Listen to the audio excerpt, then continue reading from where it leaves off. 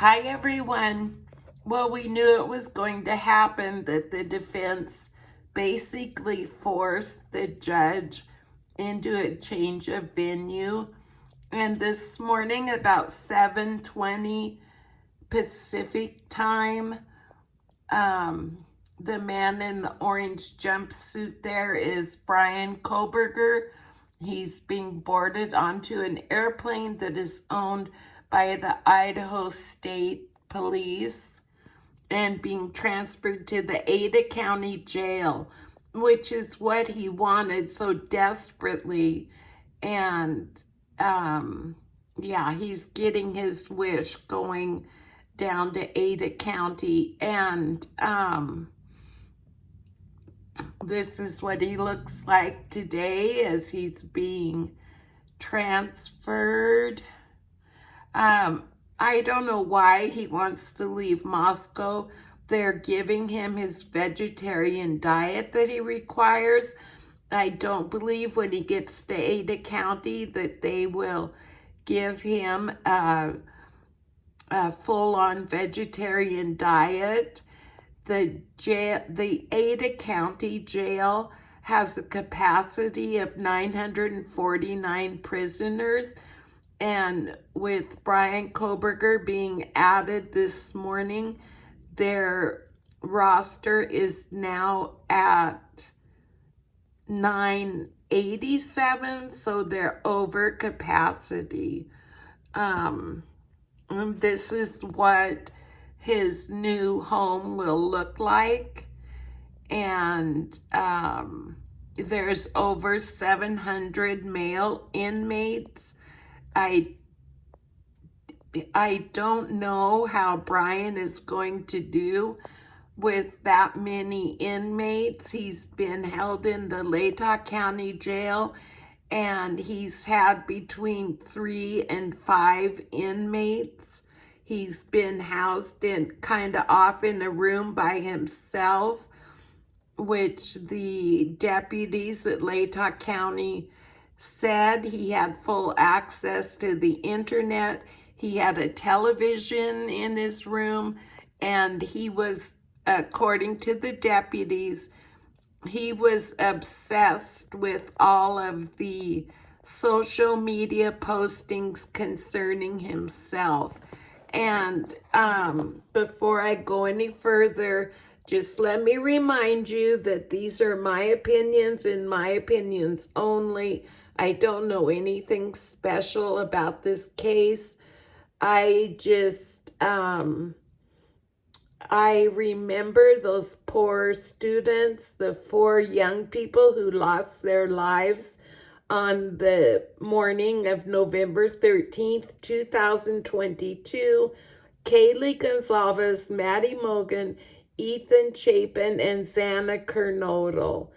And after much work by the Moscow Police Department, the FBI, and Idaho State Police, they had their detectives in there, and he was arrested November 29th, 2022 at his home of his parents in Pennsylvania. He was,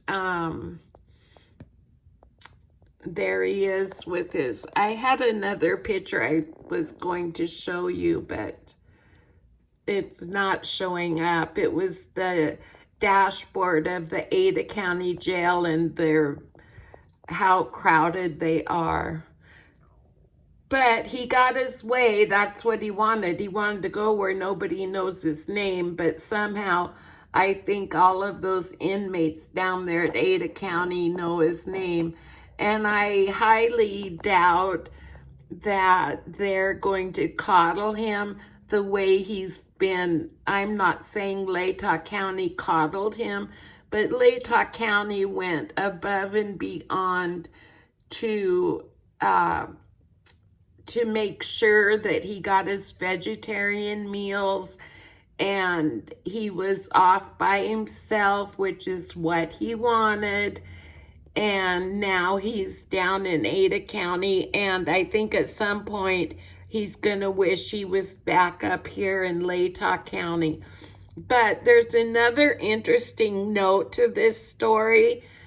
As of October, the beginning of October, Ann Taylor, who is his public defender, court-appointed public defender, she's one of 13 who are death qualified.